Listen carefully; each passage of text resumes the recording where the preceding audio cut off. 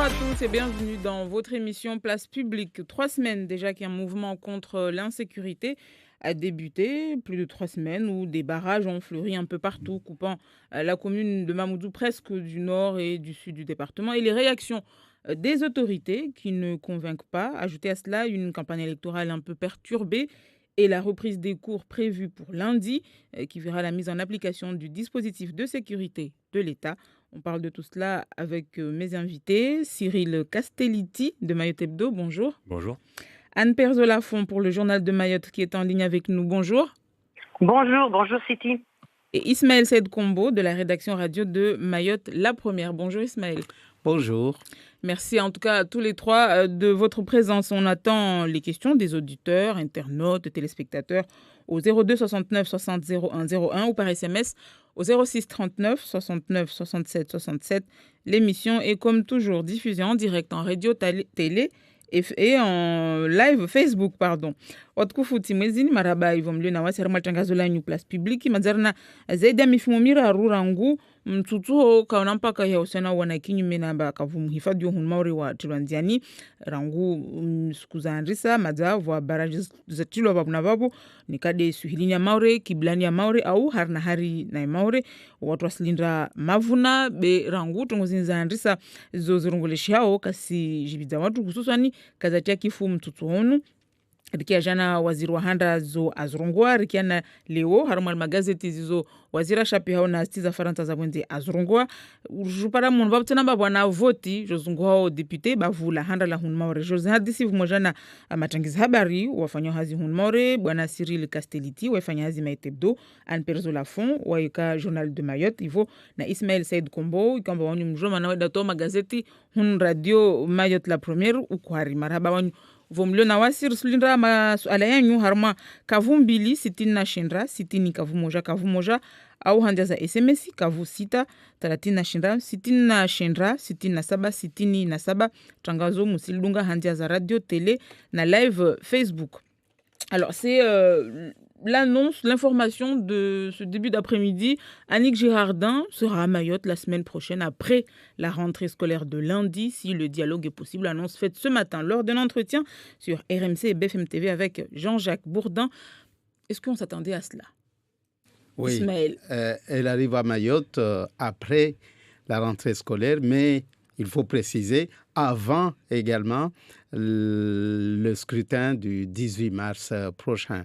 Donc, ça veut dire peut-être que le gouvernement a enfin entendu les manifestants de Mayotte. Cyril. Oui, c'est une bonne nouvelle de toute façon pour les manifestants. C'est une revendication qui n'est pas nouvelle. Donc voilà, c'est bien que la ministre fasse le déplacement. Après, je pense qu'il faut quand même attendre un petit peu et voir sur place ce qui va se passer. Il faut voir les mots qui vont être employés. Il faut voir les mesures qui vont être mises en place. Et à ce moment-là, on pourra vraiment se réjouir. Anne. Ou pas.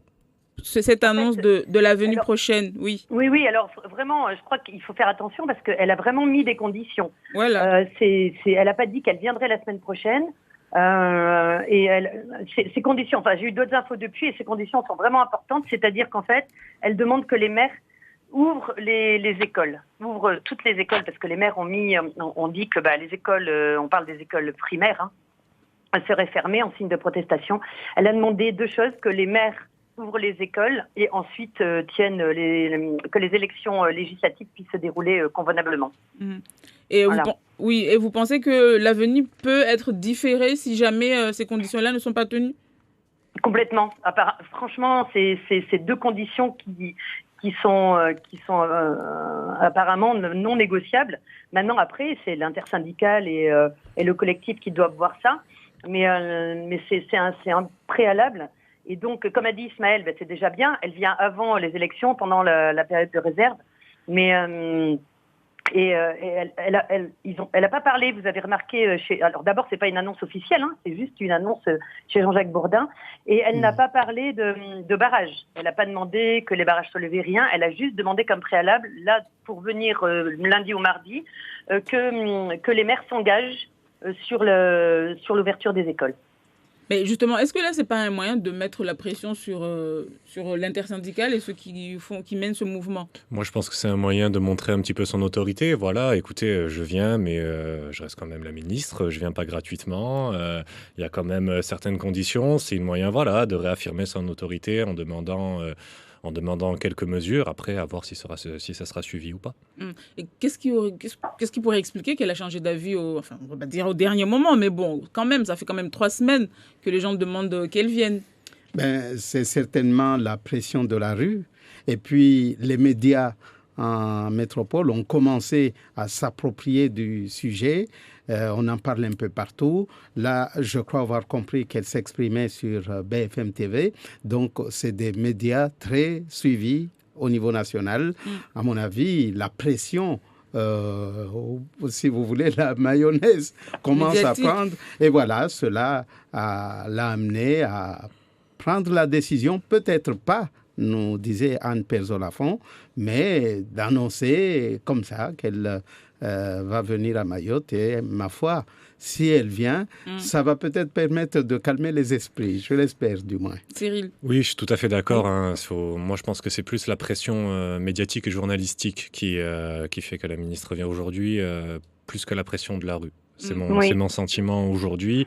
C'est pas un hasard. Les journalistes métropolitains à Mayotte, on n'en voit pas souvent. Ces 2 dernières semaines, on a vu débarquer pratiquement, voilà, exactement, presque tous. Et donc forcément, pour la ministre, c'est difficile de pas s'adapter à ça. Voilà. Moi, je pense que c'est surtout la pression médiatique. D'ailleurs, l'intersyndicale en est conscient.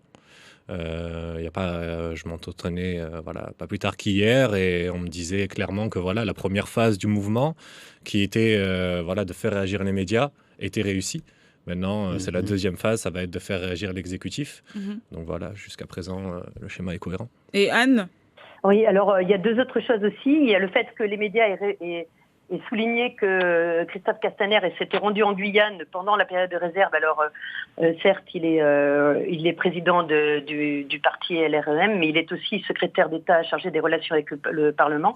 Et donc, le fait que les médias aient souligné que ça, disons que ça n'a pas une importance considérable quand même, cette période de réserve.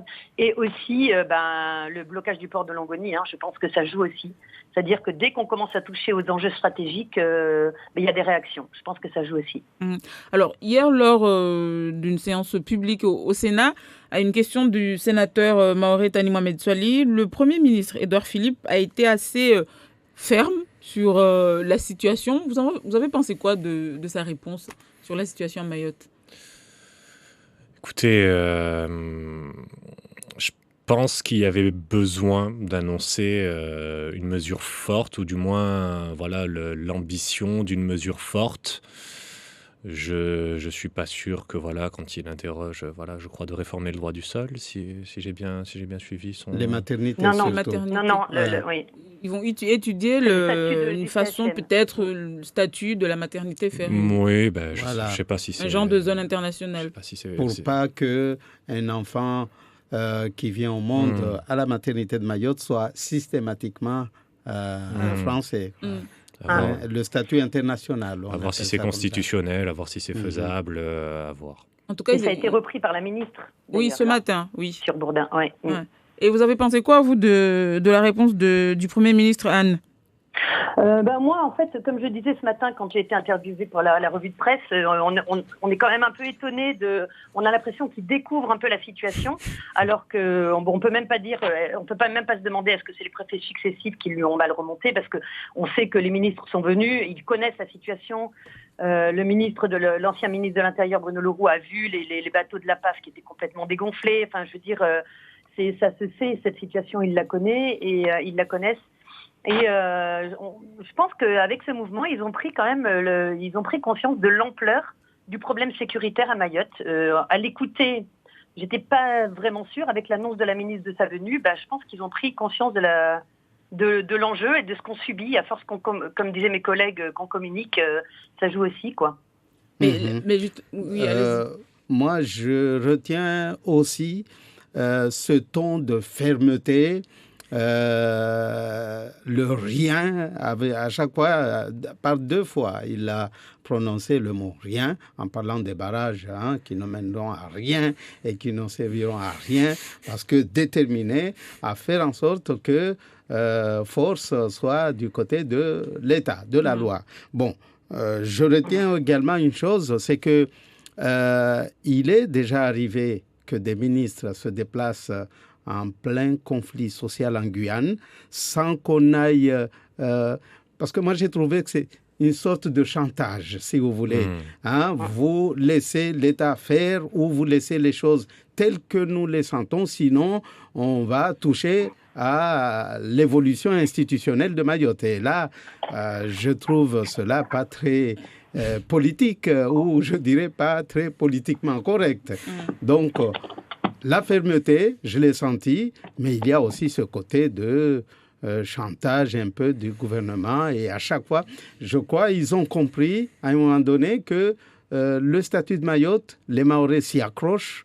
Et avec ça, ils vont peut-être bouger les lignes, quoi. Les Mahorais vont céder à tout ce qui sera proposé par l'État.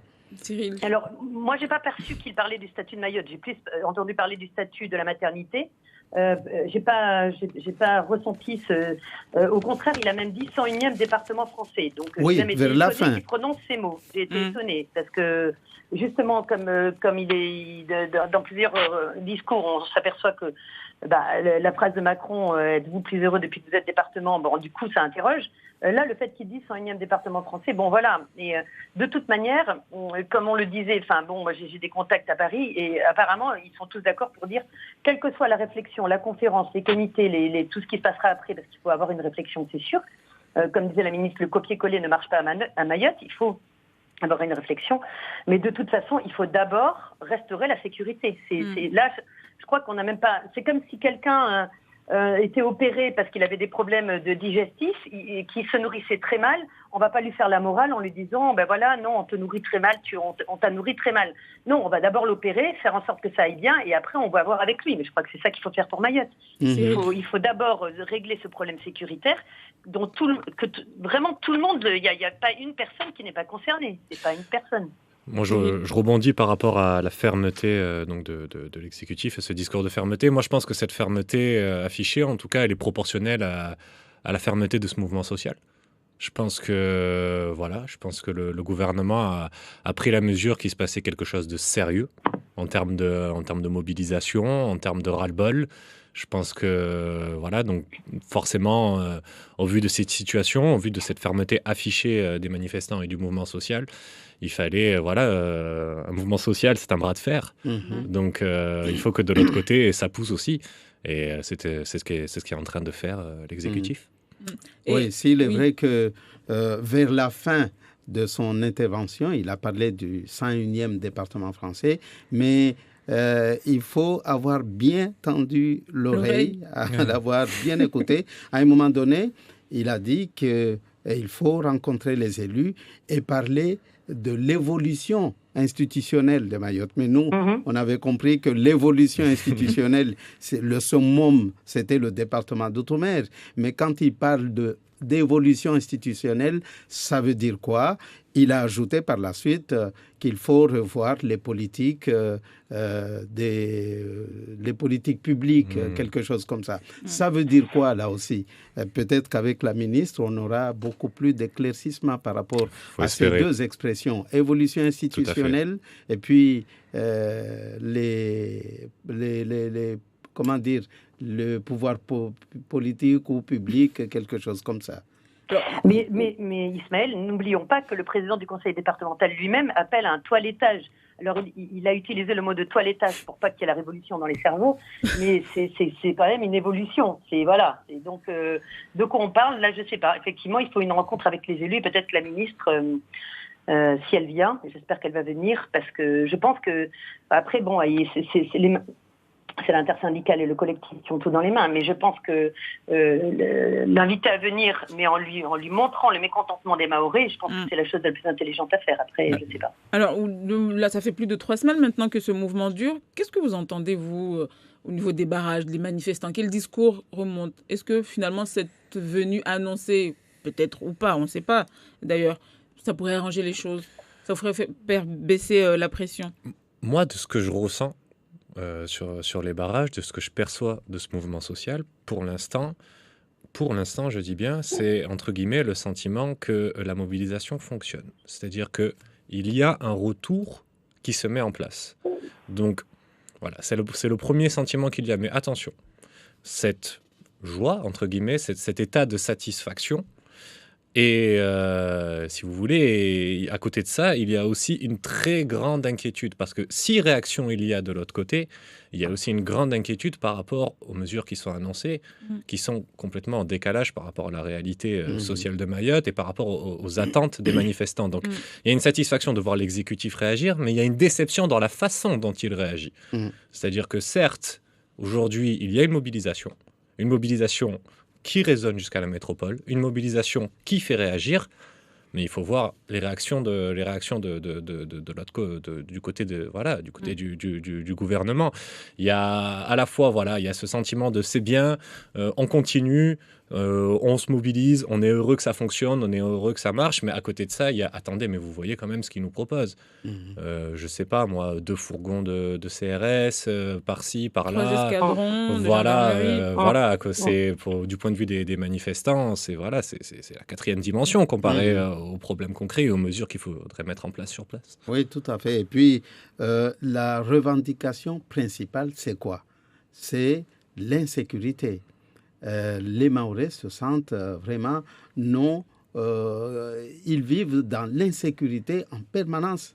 Au moment même où on se mobilise un peu partout à Mayotte, il y a des agressions, il y a des cambriolages, il y a des ractages, tout ce que vous voulez. Mais c'est ça la principale revendication. Et jusqu'ici, qu'est-ce qu'a fait le gouvernement par rapport à l'insécurité à Mayotte? Puisque les agressions continuent, les agressions se poursuivent. Ça veut dire quoi? Ça veut dire qu'on n'a pas encore touché réellement au problème, à la revendication des manifestants. Je pense que le meilleur exemple de ce décalage complet de l'exécutif vis-à-vis des manifestants et de leur message, c'est l'annonce justement de ce débat autour de Mayotte. Je pense que vraiment là, à mon avis, à mon sens, le gouvernement a fait une erreur. Puisque annoncer un débat, c'est annoncer des paroles, c'est annoncer des projets, c'est annoncer... Or, des paroles, des projets, des débats à Mayotte, on en a déjà eu beaucoup et on voit aujourd'hui où ça a mené. Donc je pense que je me permets de dire ça, je pense que c'est la pire des réactions qui aurait pu être d'avenir et d'annoncer un débat.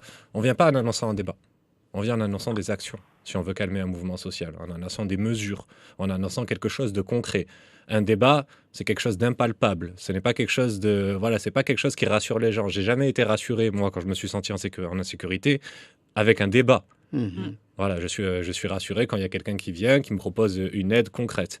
Voilà, je pense que c'est le meilleur exemple de ce décalage. Et est-ce que les réponses apportées par le gouvernement jusqu'à présent sur le mouvement, c'est contre l'insécurité en général? Ce n'était pas précisé pour les établissements scolaires, mais le dispositif qu'on a vu, qui va être mis en place dès lundi, concerne surtout les établissements scolaires, aux abords, à l'intérieur et dans les transports scolaires. Est-ce que ça pourrait, là aussi, faire baisser ou bien c'est complètement hors sujet, ils sont complètement à côté de la plaque? Anna.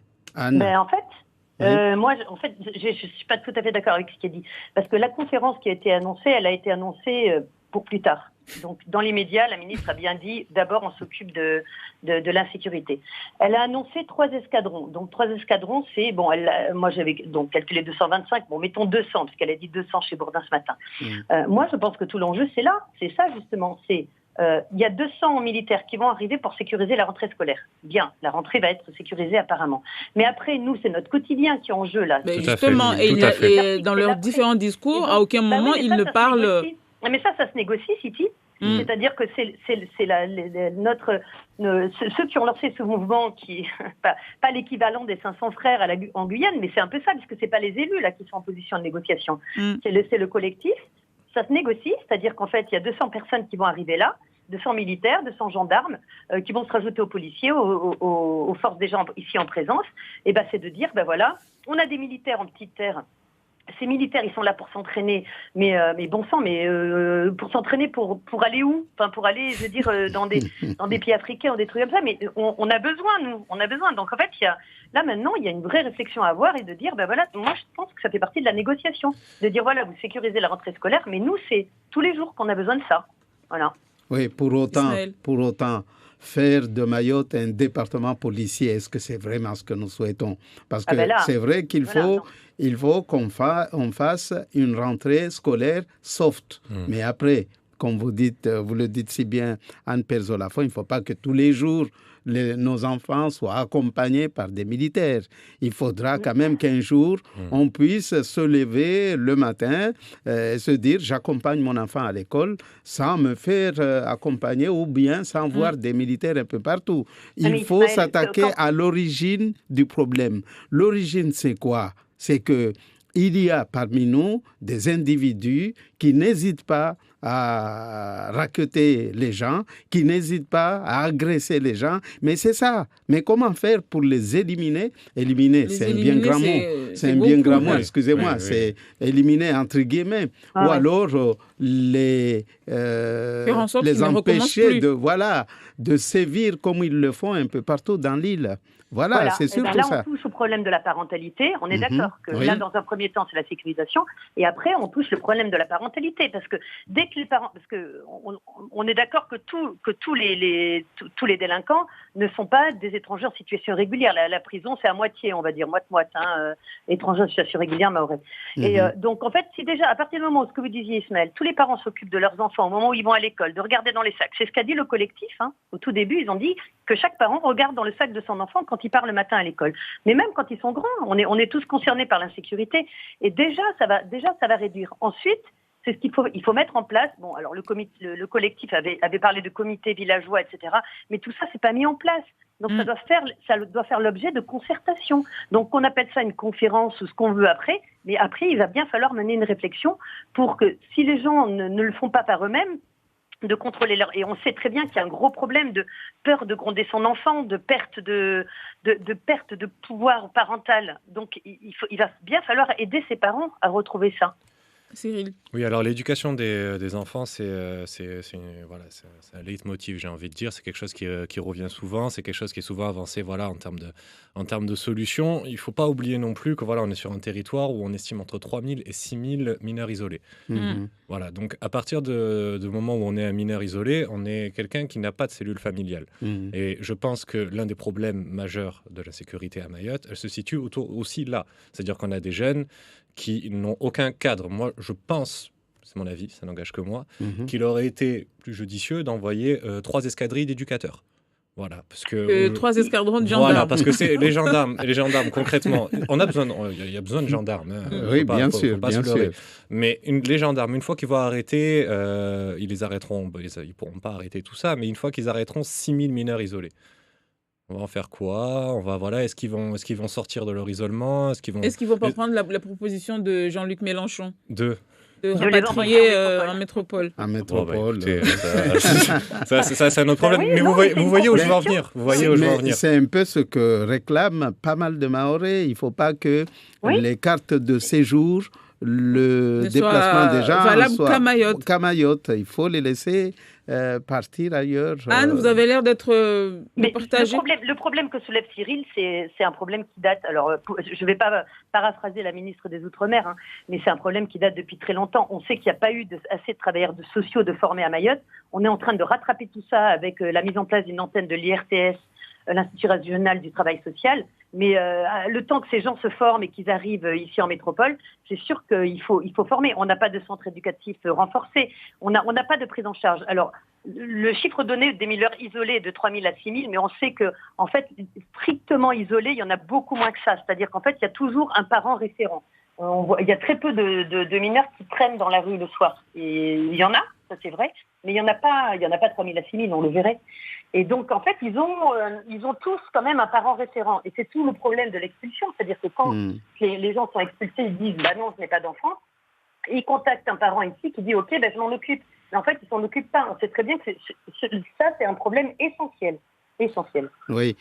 Et puis, bon, pendant qu'on y est, on parle souvent de mineurs isolés. Mais depuis le temps qu'on parle de mineurs isolés, ils sont devenus Ils sont tous majeurs maintenant. voilà. oui. Donc, qu'est-ce que cette population est devenue entre-temps? Est-ce qu'elle a C'est des été adultes formée? isolés, c'est ça. Est-ce qu'elle a été suivie? Est-ce qu'on sait?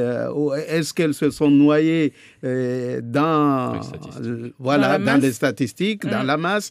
Qu'est-ce qu'ils deviennent après avoir été mineurs à un moment donné? Parce qu'à chaque fois, on parle de 3000 mineurs. Oui.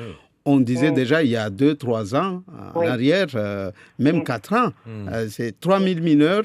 Mineurs, c'est 15 ans, 16 ans, et maintenant qu'ils ont 20 ans. Cyril. J'ajouterais aussi que avoir un parent référent, en effet, c'est pas forcément quelque chose qui offre un cadre, c'est pas forcément quelque chose qui offre Ouais. quelqu'un qui vient et qui vous dit, qui vous aide à différencier le bien, le mal. C'est Mhm. voilà le statut d'avoir un référent. En fait, c'est quelque chose qui est purement administratif, c'est quelque chose qui sert parfois vous avez aussi un parent référent qui fait son travail aussi, hein.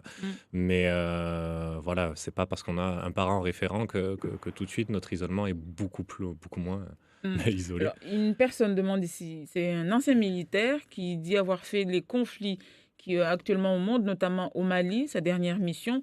Comment se fait-il que le gouvernement n'arrive pas à surveiller 70 km de bras de mer alors qu'on surveille plus de 400 km de désert tout en sachant que la base des problèmes vient de là? Autre question, que vont faire ces militaires, les escadrons appelés en renfort ici, ces militaires qui viennent faire ici, en sachant que le militaire, c'est pas sa mission première que de surveiller des enfants. Ils sont formés pour surveiller, pour aller au combat. C'est ce qu'ils demandent. Aller au combat, le territoire, tout ça. Oui. Allez-y. Déjà, Cyril. je pense qu'il faudrait répondre que Mayotte, c'est pas le Mali. Mm.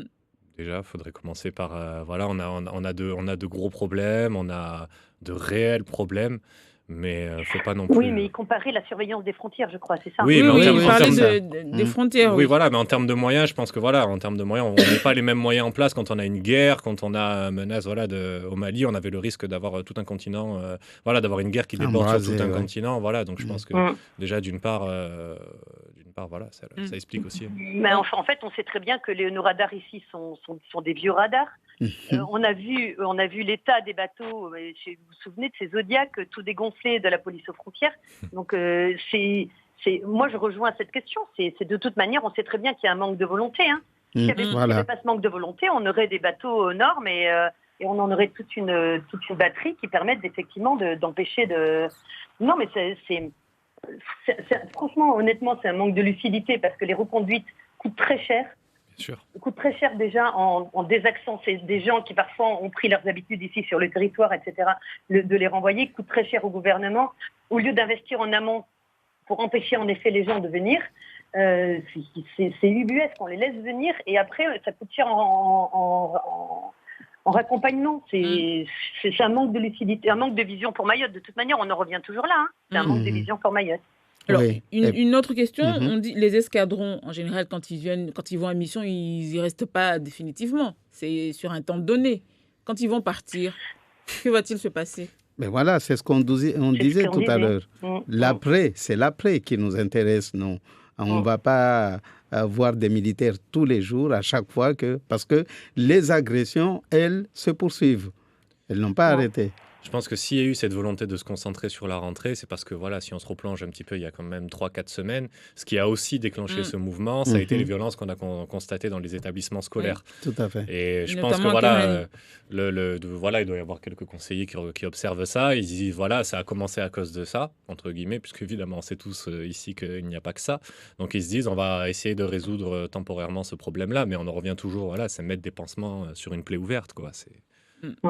Et aussi le fait que la rentrée dans la configuration actuelle, c'est catastrophique. C'est-à-dire qu'en fait, c'est tous les jeunes dans la rue. C'est-à-dire que tous les jeunes qui étaient chez eux, qui étaient en vacances, qui étaient ceci, cela, vont se retrouver dès lundi matin à l'arrêt de bus, pas de ramassage, des barrages. Alors là, je ne vous dis pas pour enflammer les esprits, il n'y a pas mieux, quoi. Il n'y a pas mieux. C'est la catastrophe assurée. Dans la configuration actuelle, lundi, c'est la catastrophe assurée. Ça, c'est sûr. On prend une personne au téléphone. Bonjour. Bonjour. Bonjour. Oui, bonjour, c'est Madame Latufa. Oui, on vous écoute. Oui, moi, ce que je voulais proposer à propos de... C'est surtout le juge. Il faut voir aussi avec le juge. Parce que le juge ne nous laisse pas s'exprimer à cause de la violence. Il donne raison aux gens qui font la délinquance. Donc, il faut que la population voit aussi au niveau des juges. Merci, Latufa. Oui. Je pense que c'est par rapport quand on dit souvent que les personnes arrêtées qui passent devant le juge des enfants, ils sont après libérés et que ça fait beaucoup parler. Ismaël. Mais vous savez, dès l'instant où ça touche la justice, on est un peu frileux. Parce que, bon, on ne connaît pas réellement les textes qui régissent les mineurs isolés, surtout quand il s'agit d'un gamin de 13 ans qui agresse quelqu'un. Que voulez-vous qu'on fasse de lui? Franchement, l'emprisonner, est-ce que c'est vraiment la solution? Bon, ceci dit, la punition à la mahoraise consistait avant de lui donner des claques et puis des fessées. Pourquoi pas? Tout cela, il semblerait que c'est interdit maintenant. Alors, faut-il revenir à l'état pur de Mayotte quand elle se permettait de corriger les enfants de cette façon-là? Ou alors, on pouvait punir les enfants en les faisant un petit travail. Je ne dirais pas des travaux forcés, mais un parent part à la campagne, l'amener avec lui. Mais il y avait tout ça, mais ça n'existe plus aujourd'hui, malheureusement. Alors, pour ce qui est du juge, franchement, ça, il faut voir avec le juge comment régler ça. Moi, je pense que ça vient, entre guillemets, d'un décalage entre le monde médiatique, ses codes, sa façon de procéder, et le monde judiciaire. C'est-à-dire que, voilà, pour un événement où on va avoir peut-être quelque chose qui peut être considéré comme du laxisme, voilà, on va avoir tout un appareil médiatique qui se met en place derrière.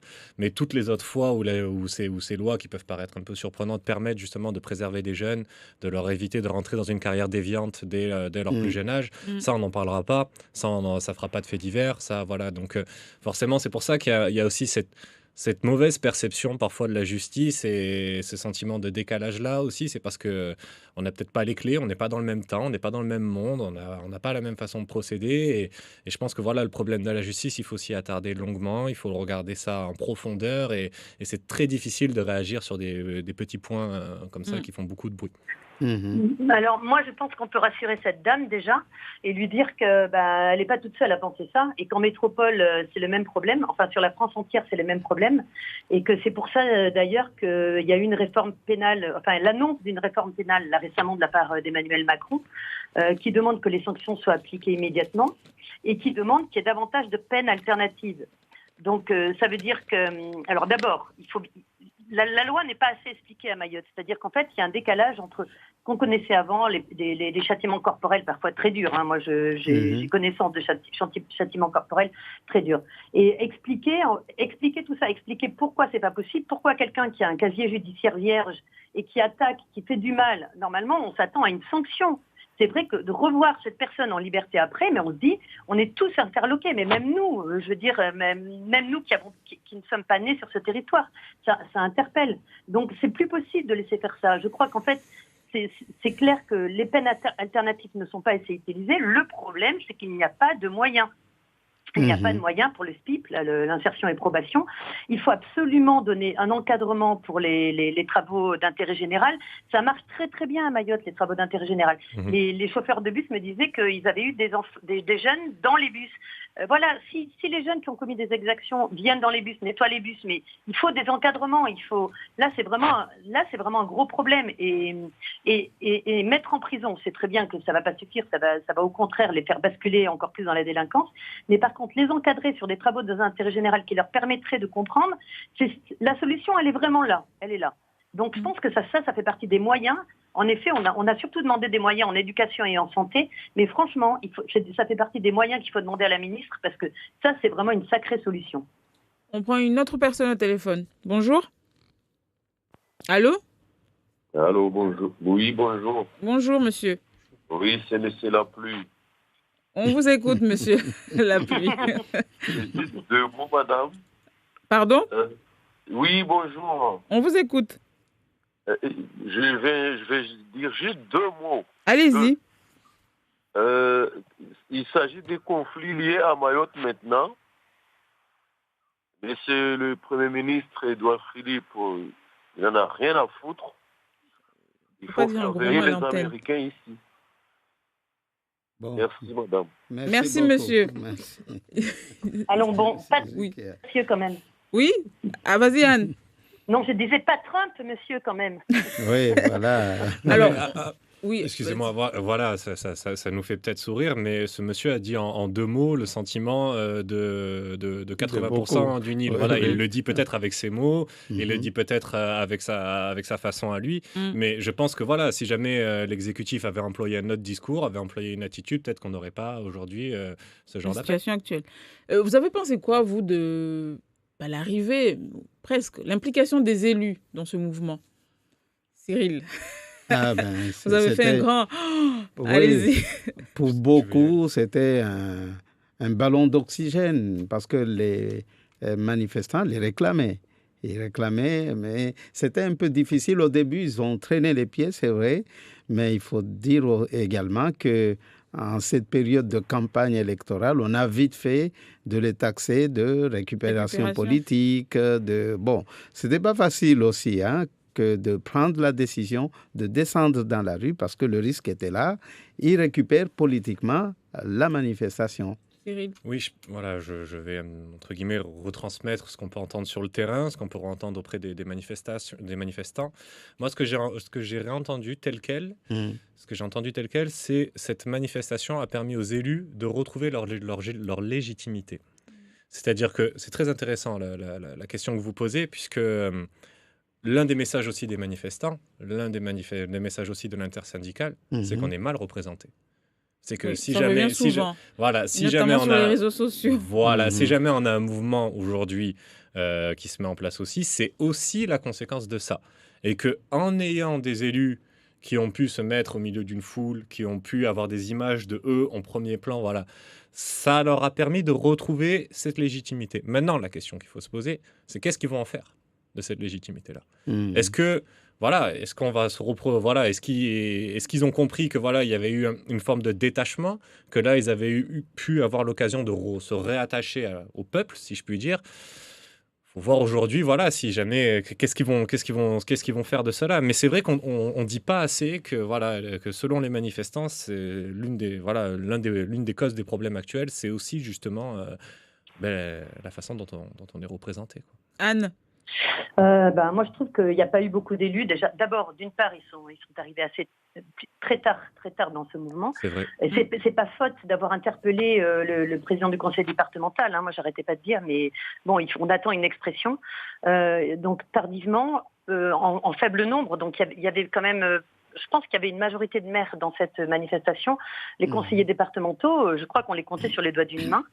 Or, quand même, ils ont un mandat de représenter le département dans ce genre de situation. Et le problème, c'est d'un côté, donc, du côté des manifestants, le fait qu'il y ait eu les élus, ça a un peu adouci le rapport. Mais on sent que c'est toujours les manifestants quand même qui tiennent les manifestants, je dis le collectif et l'intersyndical qui tiennent le mouvement. Donc les élus n'ont pas repris le mouvement, n'ont pas porté, à part Tani Mohamed ou Mansour Kamardine, qu'on entend porter une parole, mais ils portent pas de parole, ce qui fait que là, le gouvernement n'a pas franchement d'interlocuteur, je trouve. On se retrouve un peu... Mais moi, je trouve que franchement, ce mouvement ressemble à celui de la Guyane, à plus d'un titre. C'est que c'était les 500 frères. Pareil, là-bas, il n'y avait pas d'élus. Les élus ont été mis au second plan. Et le gouvernement n'a pas vraiment d'interlocuteur. Hier, je me disais, mais sur quel terrain se joue la négociation? C'est-à-dire, est-ce que quelqu'un sait...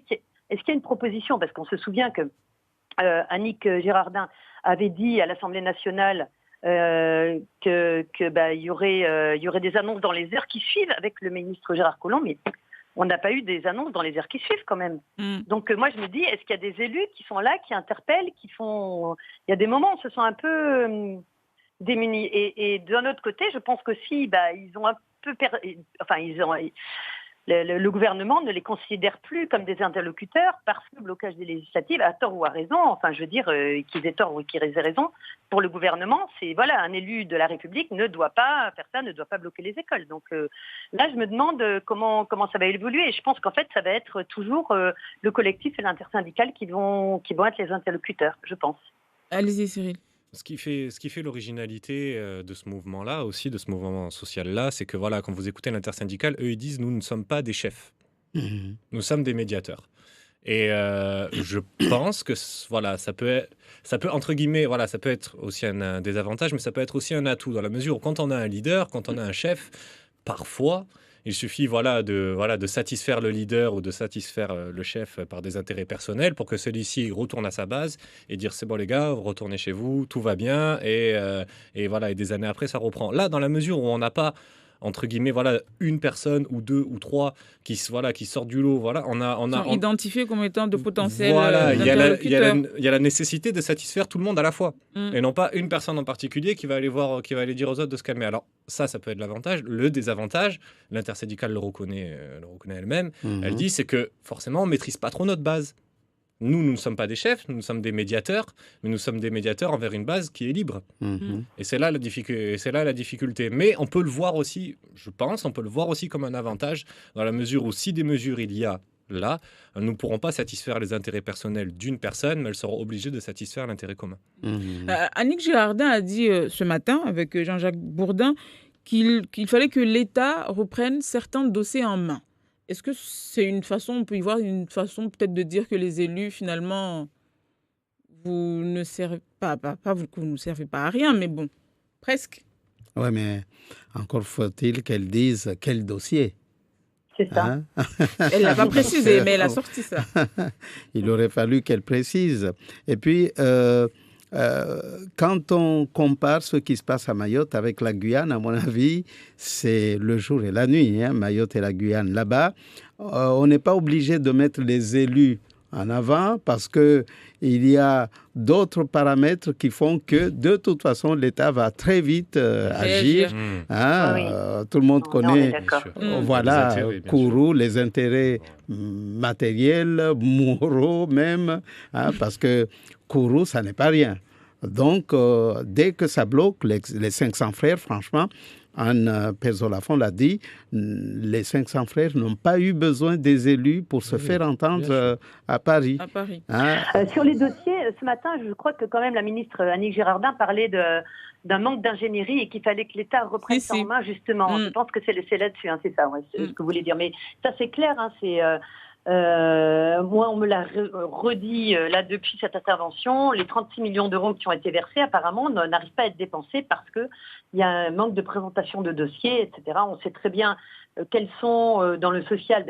C'est qui ? C'est le BSMA, c'est TAMA, c'est que les grosses structures qui savent faire, qui obtiennent les fonds européens ou les budgets. Et donc, mais c'est vrai qu'il y a un gros problème là-dessus. C'est clair qu'il faut que l'État reprenne les choses en main. Il faut accompagner et aider. Mais qu'est-ce qu'elle fait du plan de développement que les élus viennent de proposer? Les 1,8 milliards. Voilà. 1,8 milliard. Alors justement, je crois qu'elle le cite. Elle dit 1,8 milliard, mais s'il n'y a pas de capacité de le dépenser, de monter les projets, de le dépenser, en fait, c'est un peu la même chose qui m'avait été dit moi pour les constructions scolaires. C'est-à-dire qu'en fait, donc l'enveloppe, on a suivi, c'était 5 millions au début, c'est passé à 10 millions sous Sarkozy, 20 millions sous Barrette par an. Et là, apparemment, il y a un problème, et Saïd Omar Walim l'a confirmé, un problème d'ingénierie dans les communes, où il y a des communes qui, en fait, font travailler les petits copains, font travailler machin, etc. Le projet ne sort pas, il y a des malversations, il faut tout recommencer. Donc, et du coup, l'enveloppe n'est pas dépensée. Enfin, là, pour l'instant, elle est dépensée, mais on arrive en limite, apparemment. Donc, il y a quand même un travail à faire là-dessus. Alors, une question par SMS. Que pourrait-il arriver aux élus s'ils maintiennent leur position de ne pas ouvrir les écoles et de boycotter les élections? Alors pour les élections, j'ai une réponse. Pour les écoles, je ne sais pas. Pour les élections, en fait, ils sont agents de l'État et donc il y a des sanctions. Il y a des sanctions qui sont prévues par le code. Alors c'est pas le code électoral, c'est le code des collectivités locales, territoriales. Des sanctions pénales ou Oui, ça peut aller jusque-là. Ça peut aller jusque-là. Donc il y a des sanctions. Ça là-dessus, ça c'est clair. Après, pour les écoles, ça je ne sais pas, Siti. Personnellement, je me suis laissé chuchoter que la préfecture a tenu informer pas mal de fonctionnaires qu'ils pourraient éventuellement être sollicités pour aller surveiller, réquisitionner. J'ai eu les mêmes. Voilà. Ce qui peut leur arriver aussi, c'est qu'ils peuvent être utilisés entre guillemets comme écoutez, les maires n'ont pas voulu suivre nos consignes, je viens pas. Et à partir de ce moment-là, ils peuvent aussi être présentés d'un point de vue, je parle d'un point de vue de jeu politique, pas d'un point de vue judiciaire ou quoi que ce soit, ils peuvent être utilisés entre guillemets comme une sorte de cible ou de bouc émissaire, appelez-les comme vous voulez, du point de vue de l'exécutif. Voilà. C'est la faute à eux, regardez, ils ont pas suivi nos mesures, on va pas venir. Donc, voilà. Mais est-ce que ça pourrait être interprété comme une manipulation vis-à-vis d'eux entre les élus et les manifestants, essayer de les diviser? Ça peut, si jamais, c'est tout mon propos, ça peut être utilisé comme ça, écoutez, moi je suis ministre, j'avais vraiment envie de venir, mais j'avais quelques conditions, le maire ne veut pas les accepter, vous avez qu'à vous en prendre à votre maire. Voilà, ça peut, mais après là on est dans des hypothèses, mais c'est un schéma possible. Il y avait déjà une frilosité de certains maires quand même, de ne pas boycotter ces élections. Donc déjà entre eux, ils étaient divisés. Donc maintenant, après, il faut suivre, il faut voir ce que ça va donner. Mais c'est clair que de toute manière, ça, c'est des conditions très claires qui sont données. Mais au-delà de tout ce qu'on peut dire, lorsqu'il y a une période de campagne ouverte, on sait que c'est en ce moment. Les candidats ne peuvent pas se déplacer librement, ils ne peuvent pas tenir un meeting comme ils veulent, faire du porte-à-porte. Est-ce que les conditions, les quelques-unes conditions que nous venons de citer ne sont pas suffisantes pour reporter, pour faire en sorte que l'on admette que l'élection s'est tenue dans des conditions, dans de mauvaises conditions? Oui, c'est ce qu'on disait ce matin, Ismaël, mais je crois qu'effectivement, les candidats doivent, s'il n'y a pas pu y avoir de meeting, il faut qu'il y ait une action commune entre tous les candidats. Après, ça se connaît pas le code électoral, je ne sais pas comment ça peut se passer après, c'est quand même un cas de figure un peu inédit. Donc, mais ça a dû se passer déjà, j'imagine. Donc, je ne sais pas comment ça se passe dans ces cas-là. Et la décision des maires, des élus, surtout des maires qui avaient décidé de fermer les mairies, apparemment, certaines sont ouvertes, dont celle de l'abattoir. Et une personne ici ne comprend pas. On parle solidarité, mais derrière, on fait travailler ses agents. Mais pour l'état civil, c'est ouvert. Pour l'état civil, oui, justement. Toutes les mairies avaient, ceux qui avaient dit qu'ils allaient, participer à leur manière au mouvement actuel, avaient expliqué que tout sera fermé sauf les services d'état civil. Donc, et là, pareil, c'est parce qu'en fait... Pour les naissances, pour les décès... C'est un des cadres qui fait du maire l'agent de l'État, justement. Et c'est un des cadres où ils ne peuvent pas normalement se soustraire à cet état civil. Voilà. Et une autre question du Shams. Et si la population refuse de se rendre aux urnes, de boycotter? La population, le peuple est souverain. Ça, c'est autre chose. Ça, c'est autre chose. Si elle dit non, personne ne peut lui obliger à se rendre aux urnes. Très rapidement, pour conclure, comment vous voyez, vous, l'évolution de la situation? Moi, je pense que parfois, même quand on est journaliste, il faut savoir reconnaître que je sais pas. C'est-à-dire que je peux pas. Bien heureux celui qui connaîtrait la suite des événements. Moi, je peux pas. En revanche, j'ai une inquiétude, vraiment. J'ai peur que si jamais ce mouvement n'aboutit pas, on va s'acharner et stigmatiser encore plus qu'actuellement la population immigrée. Et je pense qu'elle va être la grande, elle va être accusée. Si le mouvement n'aboutit pas, je pense que c'est elle qui va être visée. Et là, ça peut être très dangereux. C'est mon inquiétude, mais après, je n'ai aucune idée de comment le mouvement va évoluer. Anne, rapidement. 30 rapidement, secondes. je vais vous dire, c'est dans quelques heures, on aura la réponse. C'est le collectif et l'intersyndical qui vont réagir au propos d'Annick Girardin sur nos confrères d'RMC, et on verra bien, on va voir. Non, et là c'est difficile de dire. Je vous dis, soit ça continue en l'état et lundi c'est catastrophique, soit la ministre vient et il y aura, et on va voir après ce qu'elle peut proposer et ce qu'il y aura. Merci beaucoup. Merci Anne d'avoir été avec nous en ligne. Je vous Merci en à vous prie. Cyril et à Ismaël. À la semaine prochaine pour une nouvelle émission. Bye bye. Bonne journée. Bye.